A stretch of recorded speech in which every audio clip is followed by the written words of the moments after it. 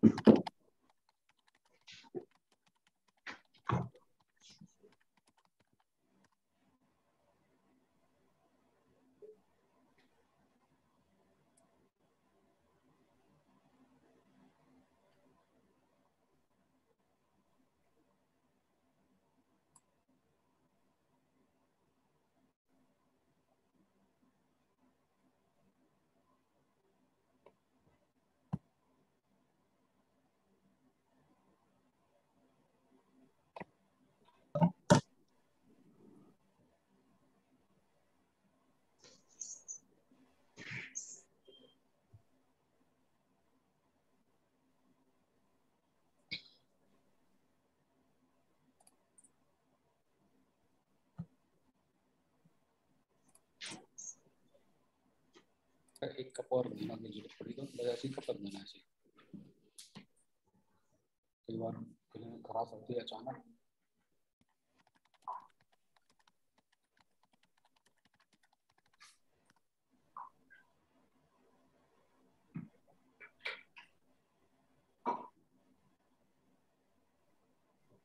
So a very good evening to all our attendees and panelists here. I see that the number of attendees is rising very fast to a great number. So I welcome everybody and to be punctual and set a precedent that we will be punctual in our meetings. I welcome the entire team of Delhi IRI, the executive and all the people who have helped us to organize this event. We are starting this series after a very tumultuous month or at least 2 months of the highly infectious second wave of COVID-19 of this year. And we thought nothing could be better than a talk from one of the experts in not just Delhi, but in the entire country, and who's also coordinating with the WHO from our institute in ILBS. It is an honor for us that Dr. Ekta is here with us today, who's going to be talking to us. I would like to invite Dr. Anjali Prakash, who's President Delhi IRI, to please introduce the group, the coordinator and the speaker for today. Thank you, ma'am. Thank you, Dr. Shalini, and namaste to all my friends and colleagues here. On behalf of the executive Delhi chapter IRIA, I warmly welcome you to this first academic program of the new executive. At the outset, I wish to pay my homage and respect to two senior members of the Delhi IRIA whom we lost in the past few weeks due to COVID. Dr. Saxena, past President Delhi IRIA, and Dr. Puran Singh, who was Director Professor at Lady Hardinge Medical College. My prayers for the eternal peace of the divine souls and for strength to their families. Many of us have faced loss of loved ones, family, and friends. And in this atmosphere of gloom, grief, and sadness, human resilience has to triumph. And to that extent, Delhi IRIA is beginning these master classes. The speakers are all highly acclaimed professionals and teachers. And I believe that for 1 hour every Saturday, we shall all light the lamp of knowledge in the firm belief that at the end of this tunnel, there will be light. I now request my colleague and Vice President Delhi IRIA, the moderator of this session, Dr. B.R. Goyal, to kindly introduce the speaker for the first masterclass and to conduct this masterclass. Thank you. Dr. Goyal, sir. Good evening, my friends, and thank you for joining this session. Over a year, we all were struggling with COVID-19, and all academics have taken a back seat. So now Delhi IRIA have taken an initiative and plan to restart the academic sessions. We'll be having a series of master classes every weekend starting from today. I am honored to introduce Professor Ekta Gupta, who is an eminent speaker and well-known virologist. She'll be speaking on COVID-19, standard precautions, transmission-based precautions, and recommendations. We all are having a lot of queries, and I'm sure she will make things easier for us. Professor Ekta Gupta is a head of department at for clinical virology at ILBS New Delhi. She is a nodal officer for WHO Collaborative Center on Viral Hepatitis. She is having a 22-year experience in clinical diagnostic virology. She has more than 100 scientific publications in index, national and international journals, and author of 11 chapters in books. Credit several extramural research grants both at national and international level. She has been instrumental in initiation of a unique PDCC course in hepatovirology and transplant virology at ILBS. She is in charge of COVID-19 testing laboratory for Delhi state government and is actively involved in COVID testing since March 2020. Over to you, Dr. Ekta, please. Thank you so much. I thank the organizing team of Delhi RIA for inviting and showing interest to learn from a microbiologist about this virus. Shall I start sharing my screen? Yes, please, ma'am. Please. Is it visible? You're very well visible. And audible. And audible, okay. Yes. Please. So good evening to all of you. And I know the topic that has been given to me is of interest to the radiologist, because the diagnostic algorithm in COVID-19 virus testing has involved a lot of radiology and exposure to this virus. So that is why talking to you something about this virus, its evolution, how it spreads, so that more education is there about the virus, and then what are the transmission and infection control practices. So I bring greetings to you all from the Institute of Liver and Biliary Sciences, where I've been working.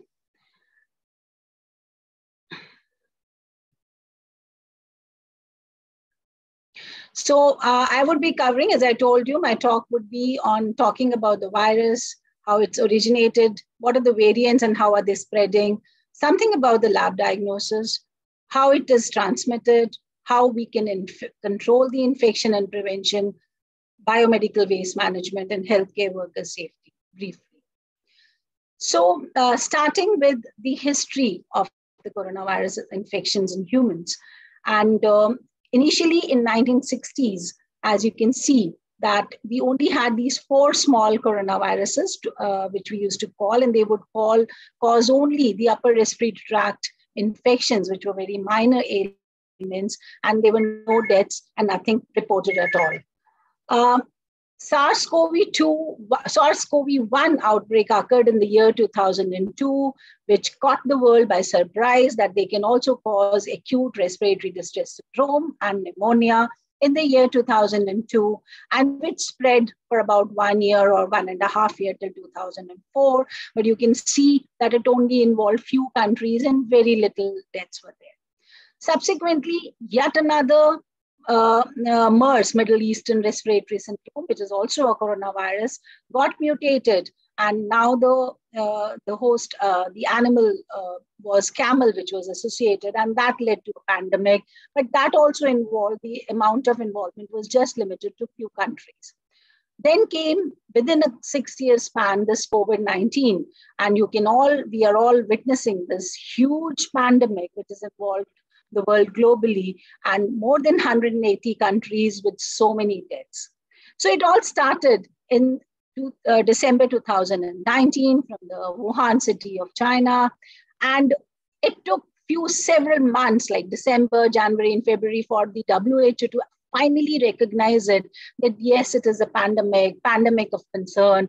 And by 11th March 2020 only, it was defined as a pandemic. And then the alerts were sent to all the countries and nations, and so far and so forth. We are all witnessing how it has taken over each country and what toll it has caused. So it was first in 8th December 2019, declared as a pandemic on 11th March 2020, and now we all know the toll. What happened in India? As you can see, the first case was reported 30th January from Kerala. Few students came from Wuhan.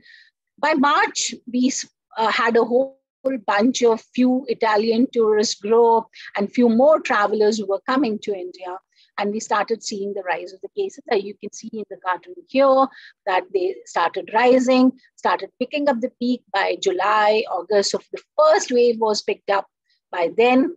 And then there was a decline in cases in the subsequent months. And then again, we saw the rising cases from the March 2021 and picking up peak in April 2021. Delhi, if you can see, it showed 3 peaks because there was a sudden surge of infection because of several events which were there associated. One big religious congregation and a lot of international travel, which was not stopped. So we saw a peak in the month of May. Then we again saw a peak in the month of November. And now we are on, have seen in the month of April, which is fortunately declining.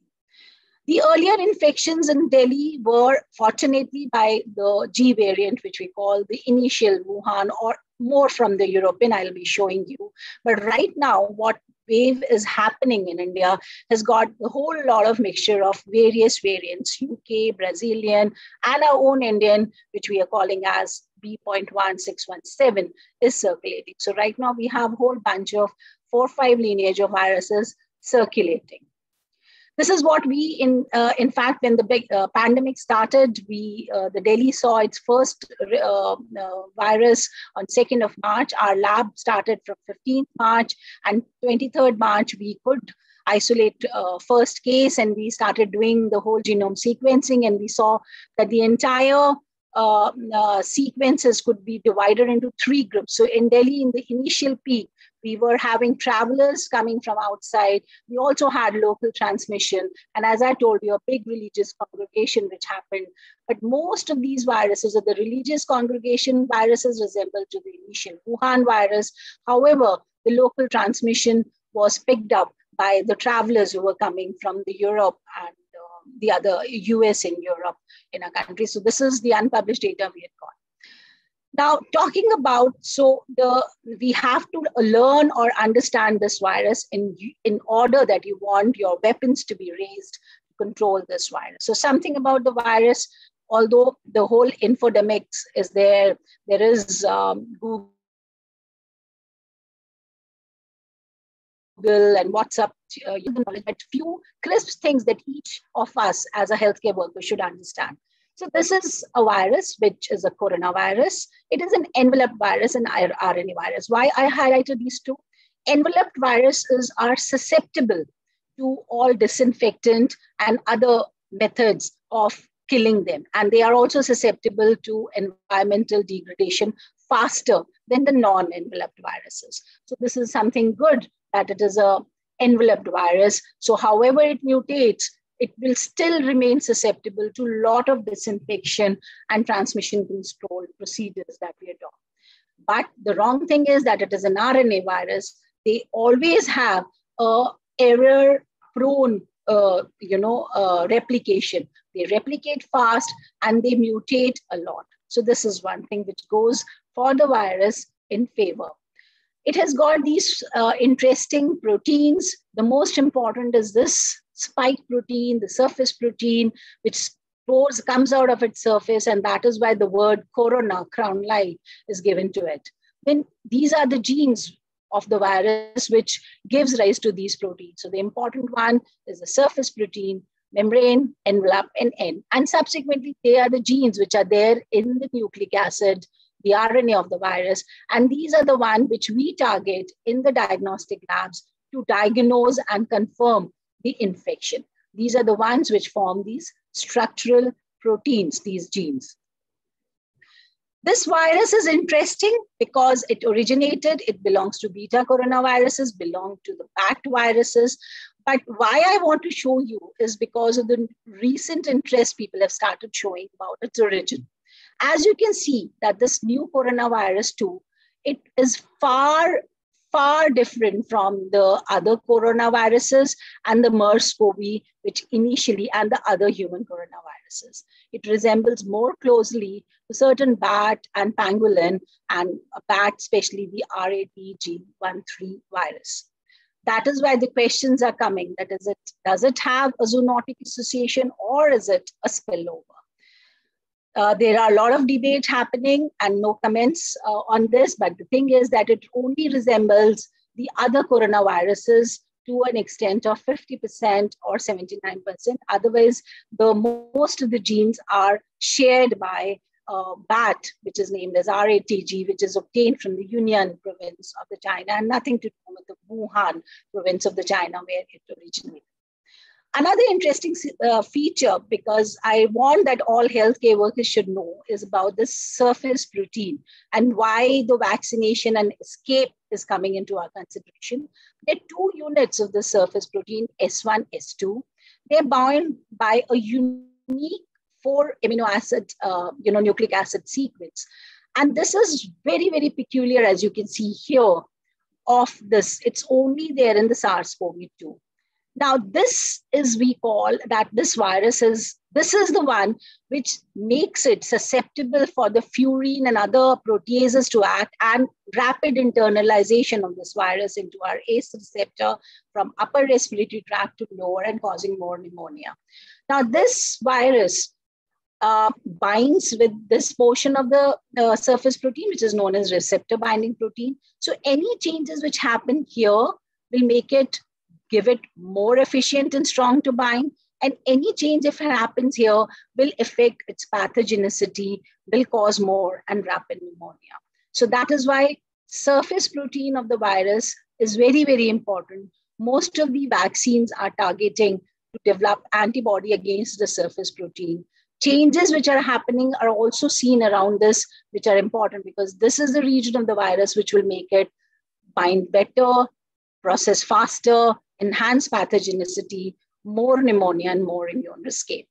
Briefly telling you that it attaches to the ACE receptors. These ACE receptors are distributed.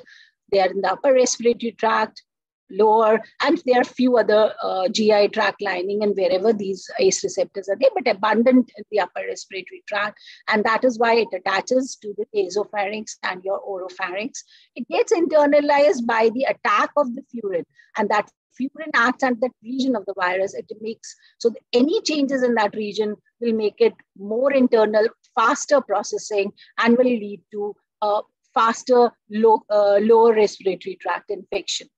Now, the whole replication of the virus is controlled by the antibodies. And during that amount, to control its infection and causing a cell lysis, there is a lot of inflammatory surge which happens when the body tries to clear. And this is what is the cytokine storm or inflammatory surge we call, which makes the infection more deadlier and has got severe consequences. As I told you, so what are these variants? As I told you, that changes which are happening, especially in the surface protein, is making it change. So what started in Wuhan was the S variant, as you can see, the G variant. We used to call it B naive, B0. That was in 19 isolate. Now, as we started finding them, there are different methods of naming them. As we started finding them in 2020, we started naming them as B.1, then B.11, 1.12, so on and so forth. It is going. So what these mutations, when they are on that surface spike protein and attacks the receptor binding capacity, attacks its immune escape capacity or more pathogenicity or transmissibility, then they become the variant of concerns. So the variant of concerns which are in circulation these days are this UK one. It spreads very rapidly. South African one, more targeted on the receptor binding, so makes the vaccine less effective. Brazilian one is also vaccine escape. And the one we are talking in India is B.161. Earlier, we called it double mutant, but that is a misnomer. We thought that it is a mixture of Californian and South African variant, but then they found that there are not only two, but there are three significant mutation by which we call them. There are three types of these variants in circulation, 0.2, 0.1, and 3. And 0.2 is the one which is predominantly seen. And in fact, we also did a whole genome sequencing of very recent April 2020 isolates from our hospital, we found most of them. So in Delhi, this is the variant which is spreading, and this is the one, and this has got changes at the receptor binding. So that is why the neutralizing capacity is also decreased, and its transmissibility is faster. So this type of is the one which is transmissibility is faster, and it has a reduced vaccine immune response. And this is the predominant strain. Now the reports have started coming in most of the Delhi. We started testing, and we, as I told you, in the month of April, we saw only the G variant, and now in the April, we are seeing only the 6.17.2, which is highly transmissible. So if the earlier one could infect 1 out of 2 or 2 or 3, but now this one can infect 6 to 7 times more than this. So now the infection control, the precautions need to be taken. The transmission prevention has to be at least enhanced 5 to 6 times more rigorously. That is why I wanted to tell you all this information. The diagnostics has got a very, very important part that plays a very, very important, and so including the radiology, because once the infection occurs, the diagnosis is made by looking at the virus presence, which we do by normal reverse transcriptase PCR, as well as the presence of the virus by antigen. Now, once there is an overt disease, as I told you, the inflammatory response is set in for staging, prognostication, and monitoring. We go for inflammatory markers. Radiology has a role there, and other hematological or markers which have a role. Following recovery, if you want to do an epidemiological surveillance, then is the role of doing anti-SARS-CoV-2 IgG antibody to know, or post-vaccination to know whether our body's immune responses are intact or not. The incubation period of the virus initially was told when the G variant was there was 10 to 14 days. But as it became rapid, the variants, this is slightly reduced. It is now initial 5 to 6 days, or maybe 2 to 3 days, you start seeing the symptoms. As you can see that this curve is of the infectivity or the presence of the virus in the nasopharynx, and this starts rising before, at least 6 to 7 days before the symptoms start.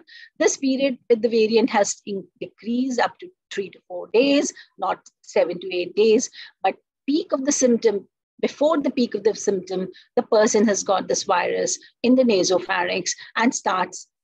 So there is asymptomatic transmission, and that is why the infection control practices in this phase makes it all the more important, because as you can see, there is active virus shedding, and before the peak symptom starts, and you can catch a person only when the peak symptom starts. The first phase is, that is the up to 10 days, is an active virus replication. And so looking at that active virus replication, we do by the antigen test, which is the RAT test being adopted, RT-PCRs and the other methods. And you normally do it on the nasopharynx or oral swabs, and you detect it because it's the positivity. Now, once the 7 to 8 days or 10 days, the other inflammatory phase starts. And here the PCR test may remain positive up to a month, or and sometimes there are reports by 2 months or 3 months. But more importantly, you will start developing the antibodies and other inflammatory markers, and the virus will not be there in the secretion. So the person is highly infectious 3 to 4 days before the onset of symptoms, and up to 7 to 10 days after the onset of symptoms. After that, for infection control program, the person is not that infectious, and the entire process of the disease is because of the inflammatory and the other responses that are happening in the person's body. Just to prove, this is a recent study which has come in Clinical Infectious Disease that they wanted, because this was the basis that why the government of India also came up with this 10 days, that post 10 days, there is no need to do an active, if the person is asymptomatic, no need to do an RT-PCR test, and person should be considered as non-infectious. They have taken about 273 samples from various patients, and you can see these are the CT values of the PCR, the threshold values. And post 10 days, you can see the number of persons who are positive, and a low CT value means high viral load. I'll explain to you. So up to 18, 19 CT values can also be detected, and see the number of days. It can be detected up to 40 days, 35 for a month, such low CT values. But when they actually did a culture, none of them were found to be infectious. All positivity, the culture positivity was there within first 10 days.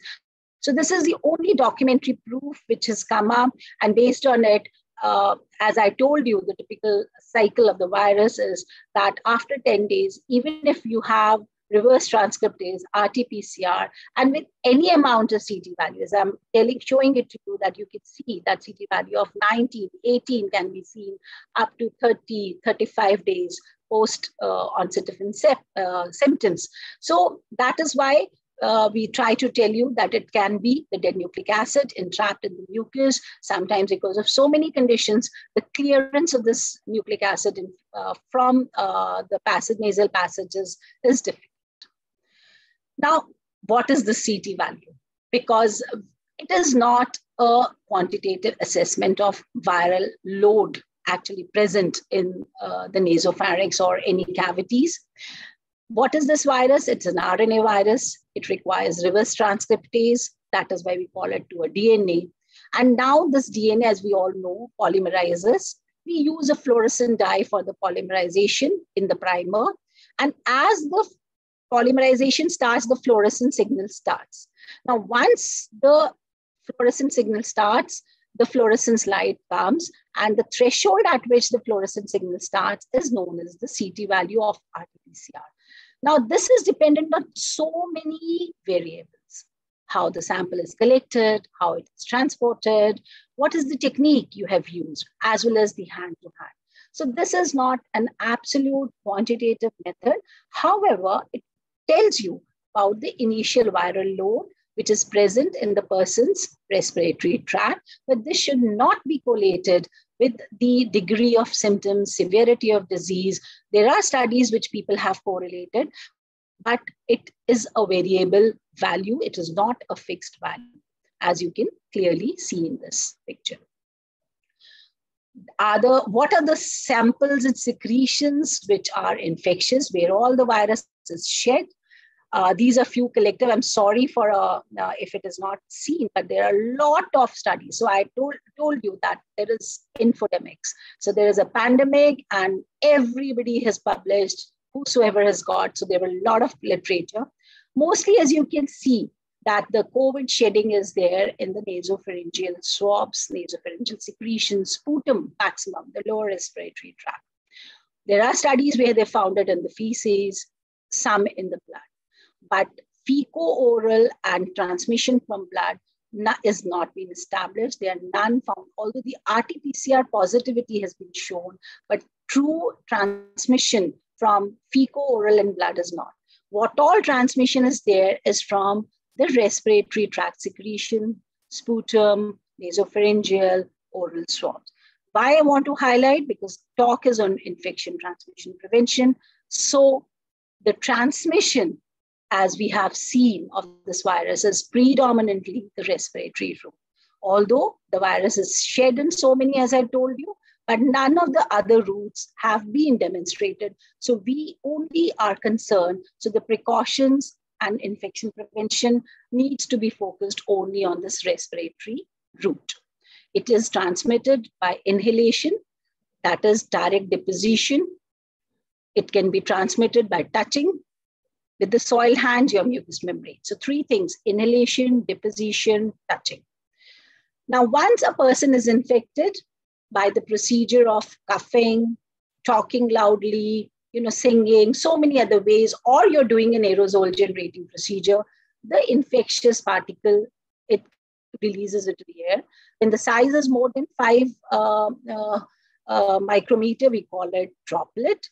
The droplet can traverse only up to 1 meter, settles down on the surfaces, and that is why by the touching and transmission is there, and you're putting your contaminated hand on your oral and nasal passage, and then you acquire it. Less than 5 micrometer droplet nuclei can traverse in a longer distance up to 1 meter, and they are known as nuclei or aerosol. Now, there are studies which they have shown that the virus can live onto these surfaces up to 72 hours, that is 3 days, but mind it, they're all lab-generated data. They have created artificial droplets, and that is why the survival has been prolonged. But beyond 3 days, none of the surfaces have seen. But this is the maximum by a lab-generated artificial droplet environment. In the nuclei up to 1 to 2 hours, again, these are lab-generated nuclei. So the persistence in them is longer, but they cannot depict the natural transmission. So what we are looking at, 3 days on surfaces and up to 1 to 2 hours suspended into the air.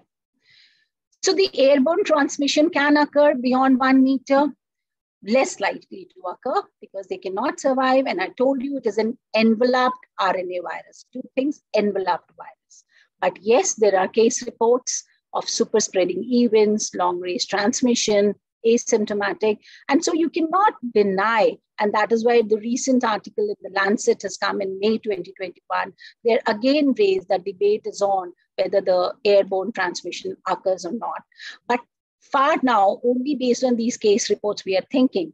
But till now, the evidence is only droplet, 1 meter, droplet, direct deposition, and respiratory. Beyond that, the evidence is not there. So our infection control practices holds good for 1 meter and the droplet and respiratory route of transmission. It's an ever-evolving science. Maybe we get an evidence, so I might change my slides, but till now, this is what. Now, so what we have to do, so the transmission depends on the distance and exposure time. I told you, by so far, less than 1 meter and more than 15 minutes of exposure. Though with the variants, we are seeing that even less than 15 minutes, but the science says, the evidence says it is more than 15 minutes. So we will take it. The amount of the virus expelled, as I told you, that depends upon the procedure. Simple talking may not make the virus survive for that long. Aerosol generating procedure may make the droplets richer in the virus and can survive for a longer time. So that is up to you to understand how much is the virus you expect that must have got expelled. The environmental factors are very, very important. That how is the airflow and ventilation? And that is why recently the government of India has also set few guidelines, and we are encouraging these guidelines to go, that the ventilation and airflow is an important method to prevent and control the transmission. The interaction with environmental factors is important because they can damage, as I told you, RNA and enveloped virus, very susceptible to all the heat, evaporation. So you should keep the airflow and ventilation, and definitely the person who's the spreader. So in infection control, nothing works better than masking, social distance, surface disinfection, and hand hygiene. These are the thumb rules. And beyond this, vaccination, getting a vaccination done. So this virus, however variants are coming, however it is changing in the spike, the transmissibility, still the advantage is that it's an enveloped virus. So all these things, and cannot, the proof is not there beyond airborne transmission. So all these things you can actually control and prevent getting infected and safe. Now, what to do in a healthcare facility? The most important thing, I'll be talking about generalized, you can take them to your own facility. First thing and important, these are the CDC guidelines from May 2020, and they have nothing change has happened because we are not seeing any change in the virus in respect to the infection control. You have to stress on the formation of a triage area. Triage is that you sort out infected with non-infected. Now, this needs to be done in any healthcare facility. Either you are a part of a big administration or a hospital where already this triage thing is done, or if you're a small sector, small center, then you have to make this triage area where susceptible of infected person, likely to be infected, and clear-cut negative to be separated out. This has to be done at the very beginning.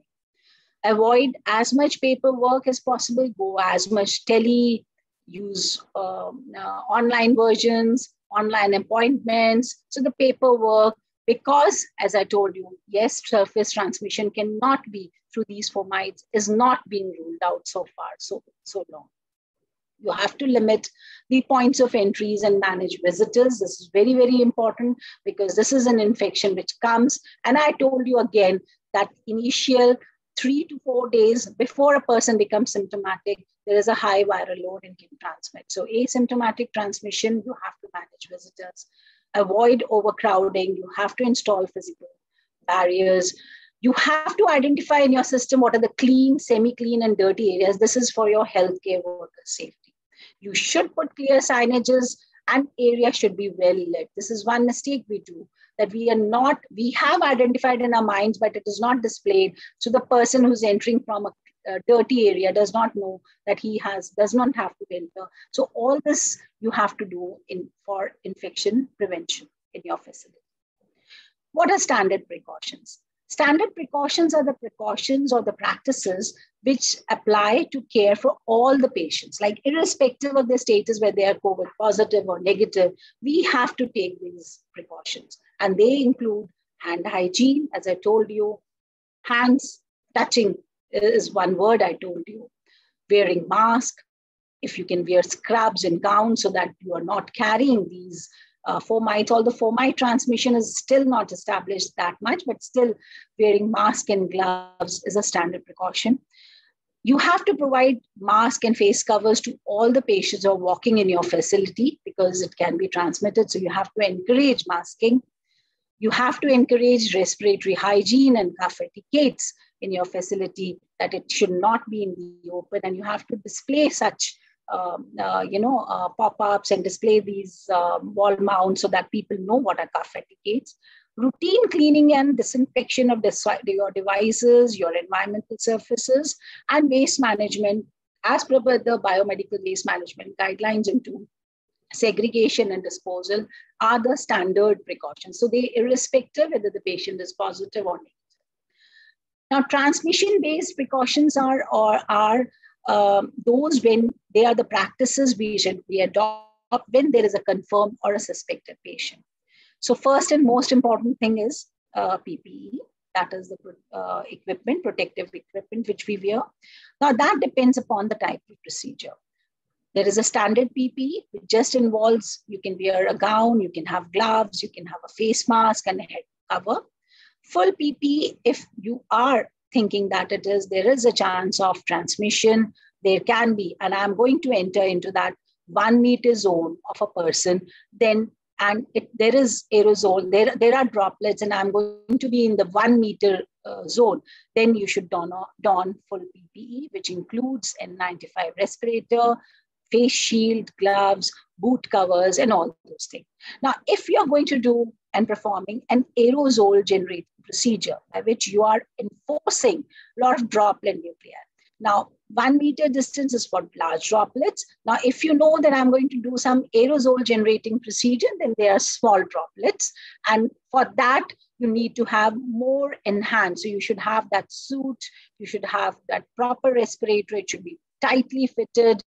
And so they like in certain you're performing bronchoscopy, like in our labs when we are doing actually the extraction from the respiratory viruses, we prefer to use these on full PPE. The ventilation of the room and the air changes in the room, as I told you, that environmental factors play a lot of factor, and you should be the room or wherever the ventilation has to be there. Ideally, as I told you, that lab controlled experiments have shown that the virus can remain in the air up to 1 to 2 hours. So ideally, the gap between, if you're taking even 2 patients, if you're taking COVID positive and negative, the gap has to be of 2 hours, be more than 1 hour. But if you're taking 2 patients of COVID, there has to be some minimum gap. Because the virus can remain suspended up to 1 to 2 hours, so we say that ideally the gap should be, but it's not possible in a heavy facility where one after the other the patients are walking in. Thorough disinfection of the equipment and surfaces as well as the floor, spill management and biomedical, I'll be telling you about this thing. So the air quality measures are they play an important role in your infection transmission prevention. You have to optimize the air handling system. You should ensure that the direction of the airflow is proper.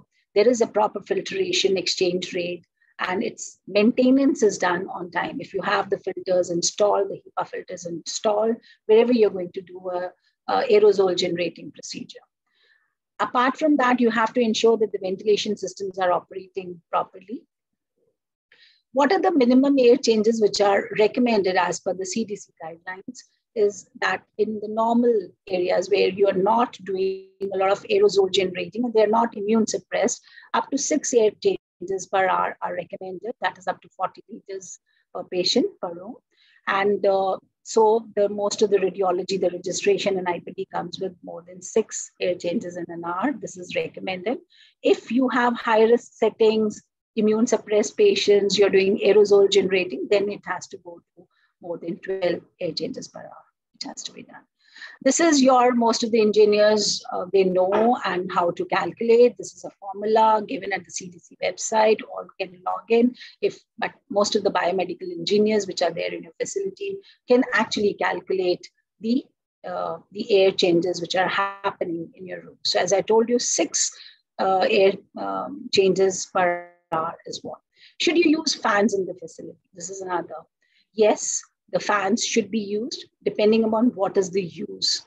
If you're having a cool ambient air, as I told you, ventilation is important. You must have the ceiling fan intact. But if you want to direct, you can use this pedestal fan, but then the direction has to be that it should always deflect away from healthcare worker, not from the patient to healthcare, but from the healthcare worker. Always better to use the exhaust air out fan. And I'll show you what Government of India has given recently in May 2021. The guidelines, the suggestions have come that an ideal ventilation, if you're using centralized air management system, is that you should go for the exhaust fan and gabble the air out, so that even if there is one single infected, the air is moved out. So wherever you have the centralized, encourage exhaust system and encourage that these exhaust system, if you can have with the HEPA filter, nothing like it, installed in the filter at this site, but then the inspection of these air filters, changing and maintenance is very, very important. The important thing is that you should encourage the air out, and that is the ideal ventilation. Now, if the workspaces you have not the centralized but air conditions, try to leave the door ajar and have the exhaust air out. So use exhaust air fans, keep the doors ajar, even if you have. So keeping it all locked without exhaust fan is a very, very poor ventilation. And this is what we recommend. And this is what has come as a Government of India guidelines for workspaces. Now, what is the ideal surface disinfection for COVID-19? Now, whosoever is cleaning, make sure that the staff is well trained, well versed with what he is going to do. You provide PPE for all the cleaning processes, person who are going to do. Floors should be thoroughly cleaned with a neutral detergent. Any soap with water would very, very good. And ideally, it should be use mild detergents and water.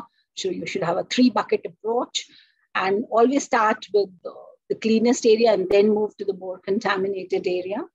The floor disinfection can be done by one person, freshly prepared bleach, that is hypochlorite. But if you have a floor with flooring, wherever it is something because the hypochlorite can damage these flooring, so you can use 70% ethanol or a soft detergent. That is good enough for this virus. If you have metal surfaces, painted surfaces, they can be wiped with soft detergent or 70% ethanol. Plastic surfaces can be cleaned with soap and water. And do not use corrosive cleaning agents and detergents, because they actually spoil your metal surfaces. And the roughened metal surfaces will entrap more virus, more droplet nuclei. So just cleaning them with soap and water works well. And on top of that, you want to use 1% hypochlorite, you can dilute it to 0.1%, otherwise 70% ethanol works very well. In case you land up with a spill, Then whosoever you assign to clean the spill of a respiratory, a vomiters, or anything is there, then that person has to be provided with the PPE. You have to give him proper PPE. The spill should be covered with an absorbent cloth or a cotton first so that it absorbs. Then 1% hypochlorite, but it has to be freshly prepared. So you should always have fresh, that works only for 24 hours. So the date and time should be written on it whenever you're making, and it should be kept in your facility. Small spills, we use 1%, but if you think that it's a larger spill, you can use stronger bleach and make it stand there and absorb for 10 to 15 minutes. And then you just scoop it up and put it in a yellow or a red bag, depending upon whether it is a plastic or a non-plastic one. Finally, you should mop the floor with detergent and water. Detergent and water works very well with the coronavirus. Equipment disinfections, we are using a lot of equipment, but try to do, separate out equipment for COVID and non-COVID wherever it is possible, if possible. Follow manufacturer's instruction, because most of the equipments have got these chrome plating or some plating in surfaces. So we might damage by extensive hypochlorite or bleach treatment to them. So you should ask your manufacturer what to be done. Or else, if you do not know, then wiping the external surface with 70% ethanol kills the virus. It's a pretty good, it's an enveloped RNA virus. I'm telling you again and again, 70% ethanol wipes works well with it.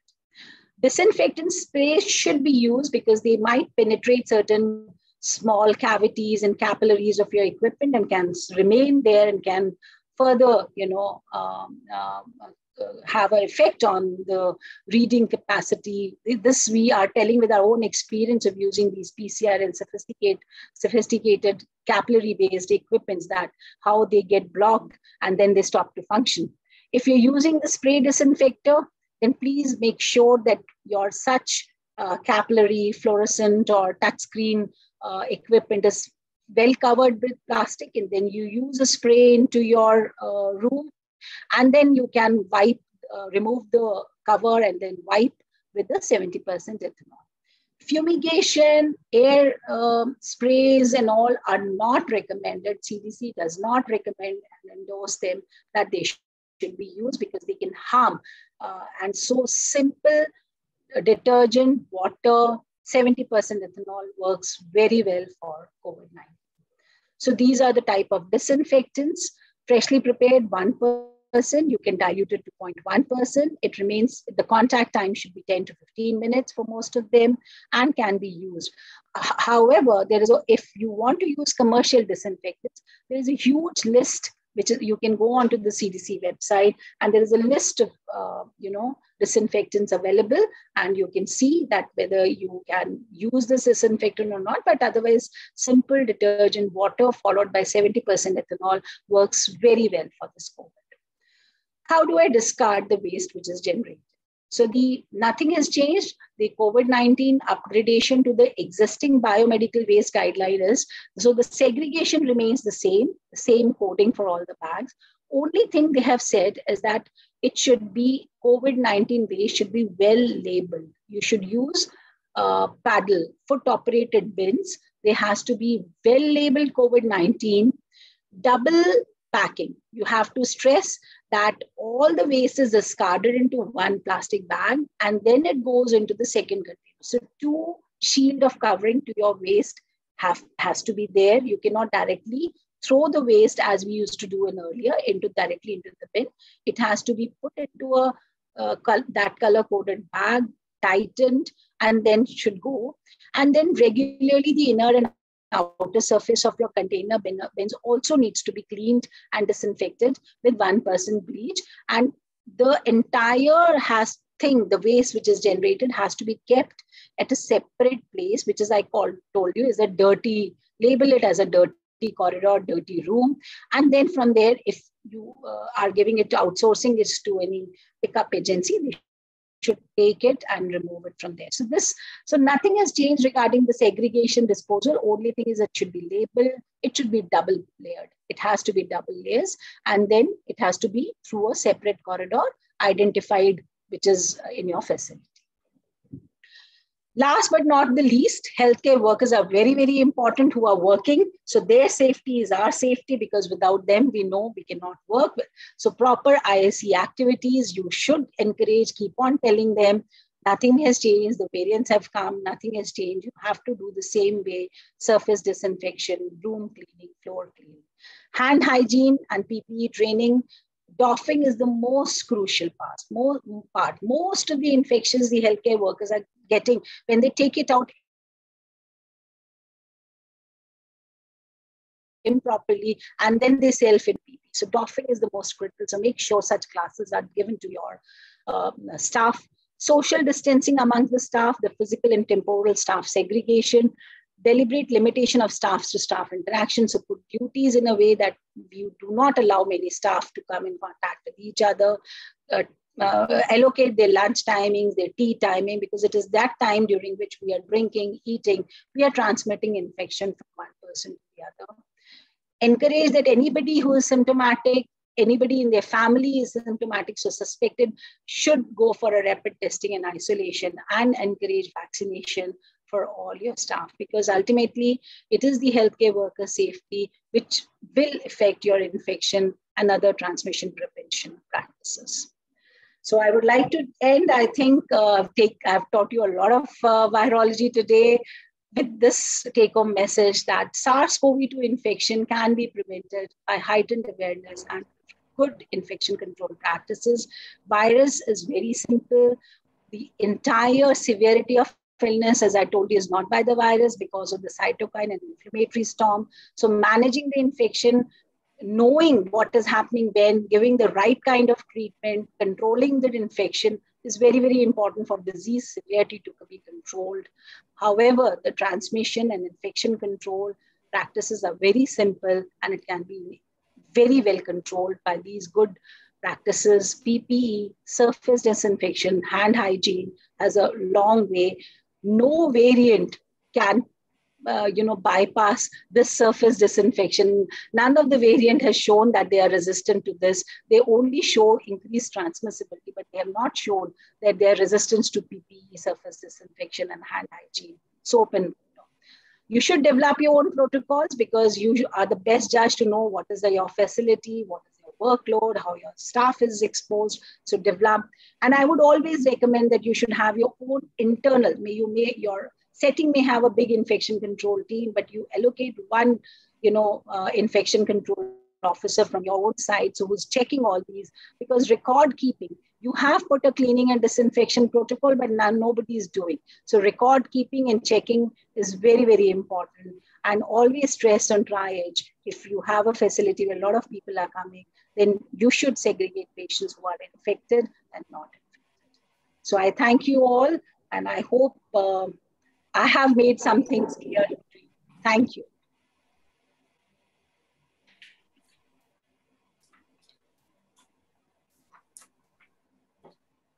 Yeah, thank you very much, Professor Ekta. So far, we had a lot of guidelines, a lot of research we were reading. You made things very simple, and now we really know what all precautions need to be taken care. So now can we take a few questions from the audience?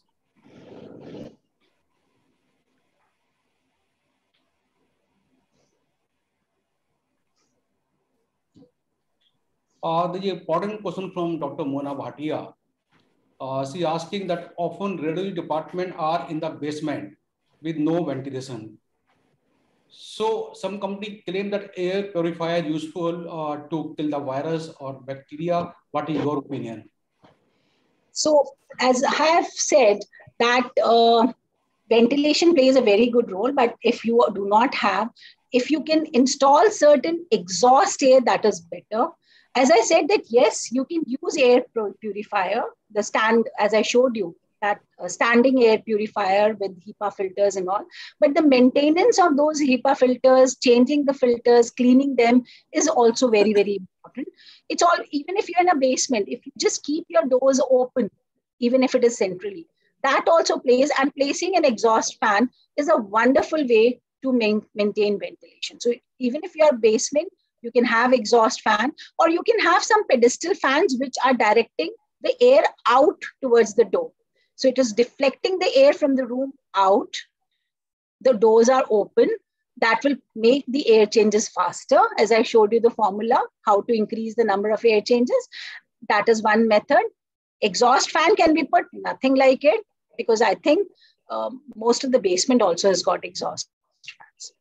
And you can have those standing, but the standing exhaust with the HEPA filter have not shown a very good role. But yes, people are using in the room.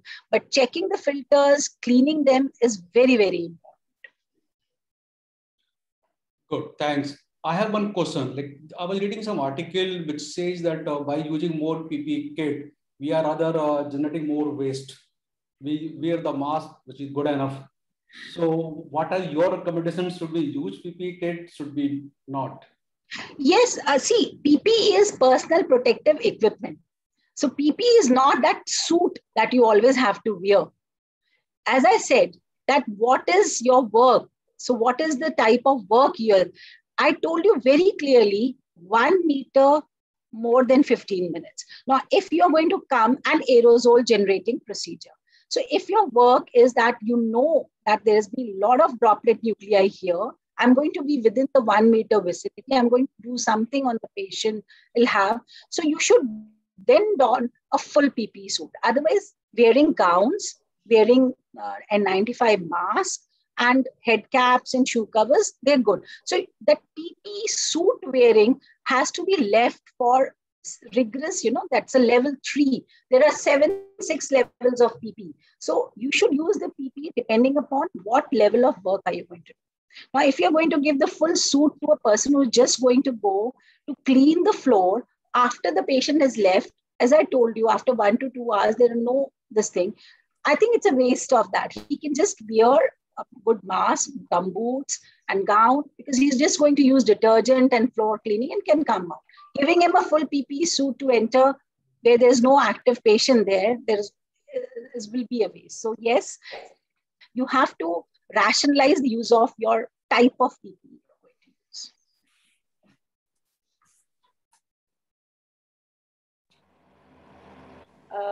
Sir, there are 1 or 2 more questions. Yeah. The another question from Mona Bhatia once again. She asking that full face mask with filters, is that recommended? How to maintain those filters as too expensive to replace frequently? Repeatedly, I'm answering the same thing, that full face mask with those respirators, you can use the simple, depending upon what is the procedure you're doing. Now, if you're just seeing the patient, and there is if you're going to examine, you're going to talk to the patient, yes, use a face shield with an N95 mask. You do not require those filters and respirator. Simple N95 mask, there are a lot of studies have decreased the droplet transmission and has prevented a lot of deposition of the droplets. So you can have an eye cover and you can have your N95. You can use double mask. Double mask is also recommended. Use an N95, and over that you can use a surgical mask. That gives an excellent protection. Dr. Anil Bhaiya, I'd like to know, are ultraviolet light device useful within CT suite? Our healthcare worker lighted globes are source of spread as they do not wash. They do not wash. What? Yeah. They do not wash frequently. So the UV, yes, the use of UV disinfection. So as I told you, 3 things the CDC clearly says that they did not find any evidence that it is going to kill. Something add-on like use of UV lights in the room, fumigation, and a lot of fogging and disinfectant sprays. So that they are not recommended. UV lights are usually, we were using it for the soiled papers if we were getting it, small. But using a UV light in a room, it's good, because the most of the time, as I told you, the virus does not remain suspended into the air. It gets settled down onto the surface. So surface disinfection, floor cleaning, that works very well, and you don't have to do a room UV light. It has not shown any added advantage. Yes, people are using it, but not shown any added, because you have to take a lot of care with the UV. You have to, the switch has to be outside. You have to make sure nobody enters while the UV light is on. So we do not encourage using UV light in such settings. There is a question from Dr. Devraj. What kind of materials should not be disinfected with spirit? As I told you, that you have chrome plated. So avoid using these bleach, 1% hypochlorite. If you are having that chrome plated, you have those very nice plastic and other things, because that you can just wipe with a soft cloth and you can use 70% ethanol. And the metals, because it will corrode. And once there is a corroding and surface irregularization starts, the virus droplets gets entrapped and can remain. So you want smooth surfaces to avoid corroding. Yeah. Okay. There's another question from Dr. Devraj. What special precautions are relevant in examining crying children in OPD? Crying children, if they are COVID infected, yes, crying is a aerosol, like loudly generating. But then same precautions which I told you, if you think that it's a COVID infected and you're going to do, then you have to have a PPE, no other special precaution for a crying person. But it all depends. Yes, the person is infected, is crying, so there is, but you have to, as it is when you're examining a COVID infected, you have to don PPE, full PPE that way. Okay. There is a question from Dr. Rajendra. I think most of us would like to know, what are the specific precautions to be observed in an ultrasound room? As I told you, see, ultrasound room, first of all, you have to, if you can segregate your room for infected and non-infected, you can have portable ultrasound devices, it's good, rather than calling the infected person, make the ultrasound, you can send them, use the portable devices. But even though it's there, I have told you all the precautions. So you have to make a triage, you have to separate COVID infected, non-infected, give separate timings or whatever special, so that the patients are not mixed.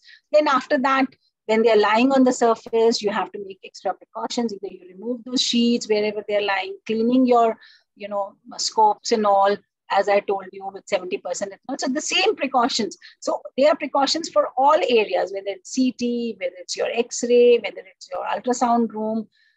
These are generalized precautions. And then, so as I told you, that the surface has to be cleaned with 70% ethanol. The floors can be cleaned with hypochlorite. It's a pretty good virus gets killed by this. So you have to make your own protocol depending upon what kind of exposure, what kind of activities happen. Suppose while performing an ultrasound, there is a massive cough attack to a patient. There is a lot of vomitus, he has vomited. Then the spill management thing you have to do. And otherwise, 70% ethanol, 1% hypochlorite works very well. And your simple detergent and water cleaning works very well in killing the virus. Thank you very much, Dr. Ekta. There are no more questions. I think you made things very simple for all of us. Now we really know what are the precautions to be taken care of. My sincere thanks to Team Delhi IRIA for taking this initiative. My sincere thanks once again to Dr. Anjali Prakash, who's our president, Dr. Shalini Thapar, who's our secretary. And last but not the least, my sincere thanks to all the audience for sparing time and attending this session. Now I will request Dr. Shalini Thapar to give a vote of thanks. Thank you, sir. Dr. Ekta, sorry, we can't let you go so soon. There are two another small questions, and I have to congratulate you. Your talk was very interesting, very sought after, and we had a full house the entire session. So many congratulations to you, and thank you for coming here. So two more questions. One is that there is something called Pico filters now. Are they better than HEPA filters? This is from Dr. Mona Bhatia. She is also doing a lot of cardiac work, I think. So maybe relevant to there because they may have a lot of cardiothoracic patients. So definitely the high efficiency particle filters, and if you increase smaller the filtration capacity, they will be better. But there is no need. But this virus is big enough. It is 3000 kb, virus, and has got a good size. So the HEPA filter works well. So, and as I told you, the airborne transmission is very query. It settles down on surface and it remains suspended. We don't know for how long. That's a debate happening. So the PICO filters can be better than HEPA filters, but for this virus, you can have simple ventilation, exhaust fan, and simple disinfection processes works well. So we mean we have low cost equipment? Yeah, so if your cost effective approaches can be easily adapted for this virus. Very nice. And one more question from Dr. Mayank. He says that can the CT value of RT-PCR of oronasopharyngeal swabs and the CT severity score in HRCT thorax show any correlation? So you can probably answer after our studies are complete, but whatever there is, if you have any idea in literature. So as I made it very clear, because this is very often asked me that what is this CT? So I showed you that the CT is just a fluorescence and it depends upon so many variables. It is not a quantitative, and you cannot say that today my CT was this and maybe I put a test tomorrow, it might change a little bit. So it's not an exact score. And that is why, since it is not an true quantitative, that is why there are not many studies. I could not find a single study where they have actually correlated your CT score, the chest CT score, with this CT value. The CT value gives us an indication that yes, the initial load, and that too in the nasopharyngeal swab, which does not tell you anything about the lower respiratory tract burden or the disease severity. So it has not been shown, but yes, if you are most welcome. If somebody, till now we have not found many studies because it's not a very good quantitative marker. But yes, if somebody does it, I would be more happy to, participate and Thank see. you. Very kind of you. You've answered all our questions, and if I get any more, I will forward them to you. I think this has been a very good, exciting session, very knowledgeable, and our whole society of radiologists has learned a lot, which we can apply to our daily practice. I would now like to invite our president to please confer the certificate. We have an e-certificate. I'll just share my screen. And we want to thank you for your efforts and this beautiful presentation.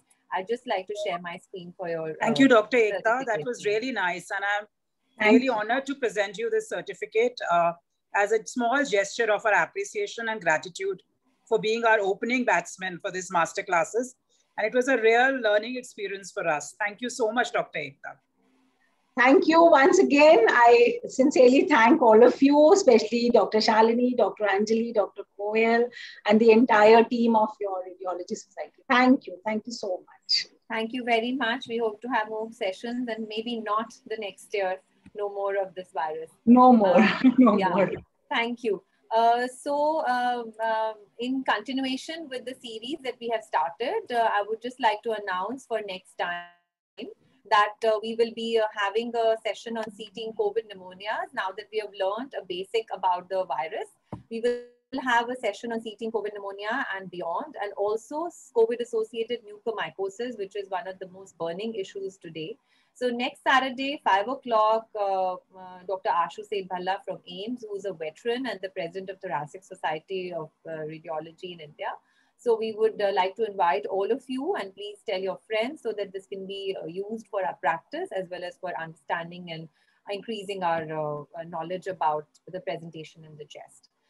So thank you once again. I thank the speaker. I thank all our panelists, the entire Delhi executive, President Dr. Anjali Prakash, immediate past President Dr. Atin, who's always a great help in organizing these events, our Treasurer Dr. Ankur Goyal, and entire team of Delhi RI for helping us out and kick-starting the sessions. We have a whole lot of sessions this year for you, starting with the masterclass every week. We will also have film reading sessions and spotter sessions, maybe at the end of next month. And I hope all of you enjoy. Thank you very much, all of you, for being a part of us.